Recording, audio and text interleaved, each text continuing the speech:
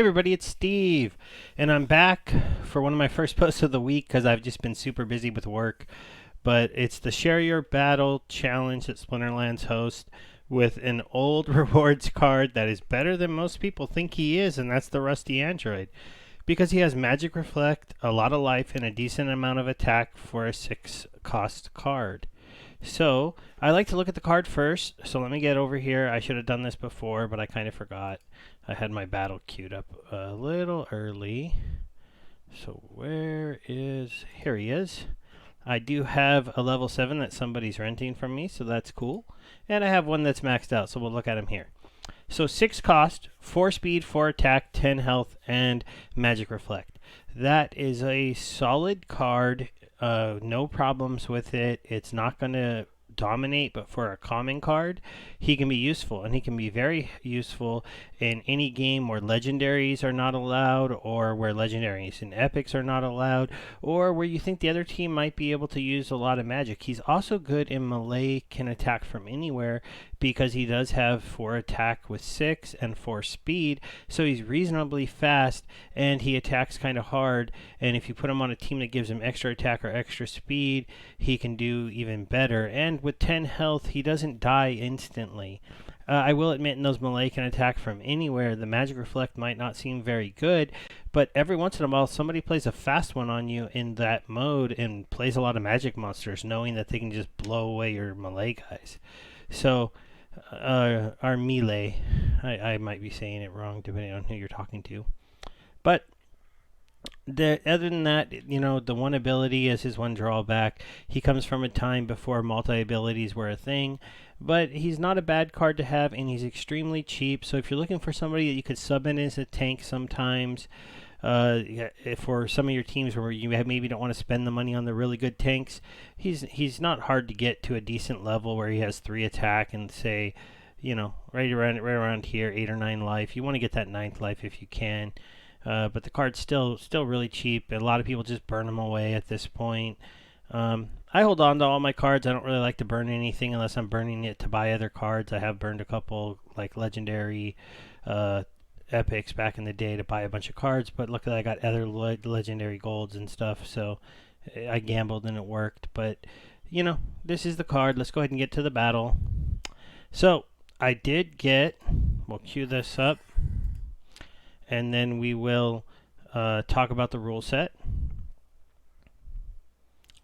So, right off the bat, I wonder if you look at this, who do you think's gonna win? I mean, he's got the new legendary guy here. I always mess up his name, the Dark Harkon.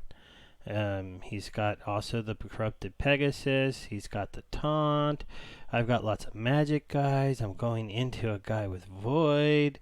He doesn't have magic guys. My Magic Reflect might not be that good, but I'm showing you the battle.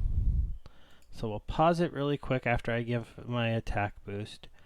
And we'll see this was even Stevens, no archers, and since it was or not even Stevens, it was the max life one.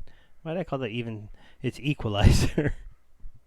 So max life for everybody on the board of whoever's the highest, and then no fire. So without fire, there was no reason to, you knew that you weren't going to run into that exploding dwarf. So I went dragon with death. This was an interesting combo. I could have went dragon with life, but I wanted to be able to play the Pegasus for the healing and the life boost to put my life over. I also wanted to be able to play this card because I like him a lot at 2 cost to get a lot of life. I like dragon because I love to play life leeching monsters that are going to get boosted in equalizer. And then I played this guy because I wanted the double combo on the speed and the miss. And just in the case, I threw the dragon at the end because the dragon does fly.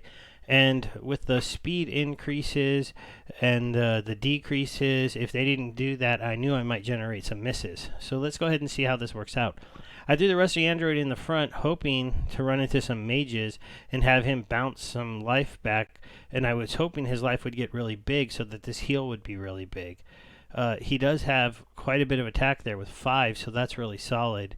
And I'm pretty happy with that number, as you will see. So here we go. I have to admit, as you can see, my speed tactic worked great as I slowed down a lot of his guys all the way to 1 speed.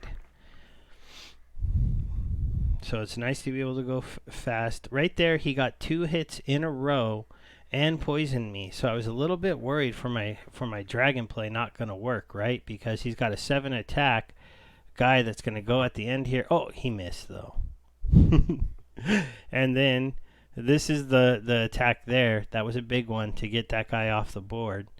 I get this heal. The rusty android isn't quite going to go away. And there's those misses coming in with the blind and the flying and the speed. You know, they don't have the normal speed. There's another miss because he's only got the 1 speed. I finally got a stun there. It didn't really matter. But as you can see, even though his cards, he played some cards that seemed like they were a lot better than mine, my strategy here is paying off pretty well. I finally, I am getting the little magic reflex on his one little guy. It was big here to get that big attacker to the front row. Even though he might have missed on my flyers, I didn't really want him to get a chance to swing at my Enchantress, because she's my biggest magic attack character. I'll go ahead and speed it up here. As you can see, even though my android finally went down, he played his role in the front, and he's just not going to have the attackers to get through my self-healing Pegasus and my big magic attackers on the back end. So this was a pretty good win for me. I liked it. I had no problems with it. The rusty android, he wasn't super clutch. He might not look like it, but it worked out well with my overall lineup in that mana cap to be able to play all those other cards, because he played this 10 cost card, and the android actually matched up pretty well against him because his ability to scavenge doesn't matter that much in a match where everybody has all that life, because nobody's dying really fast. We all know the other big news in Splinterlands world is, check it out, the land presale is coming. We had another AMA today. We got some more information on it. Not a whole lot more. I know that I'm pretty excited for this. I'm looking to get myself 2 tracks. I'm hoping that works out. I have the DEC saved up. I bought some. And I'm ready to go. I just have to make sure that I click buttons fast enough, right? Let me know what you're going to get if you're planning on picking up some land. I don't know if this land presale will be anything like some of the other game lands presales out there, but I've seen some of those ones go very, very fast, sell out in minutes, and then the land be worth a whole lot more later on. So we'll see what happens, right? I do like the idea of this. I think it's really cool we'll be able to mint our other cards. And I'll just end with one little thing. In the spirit of cooperation with everything that's going on out there, I have been playing the Gala Games Townstar. I'm actually doing pretty good this season for somebody who doesn't have any special things in there.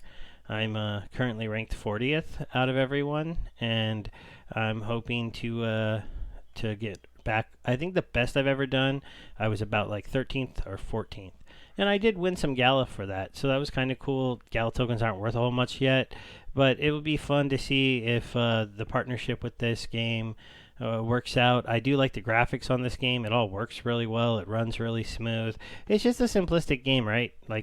And to compete, you got to have this town running 24/7, and most of us have to sleep. So you'd have to have it set up to be able to run overnight and not ruin it. And that's not that easy to do. So somebody out there who's getting on these top positions, they must be not sleeping or playing in a crew. Well, that's it, everybody. I hope you liked my video. I want to end it there. I don't want to go too longer. Play Splinterlands, have fun, and make sure you take part in the Share Your Battle Challenge. Till next time, everybody, goodbye.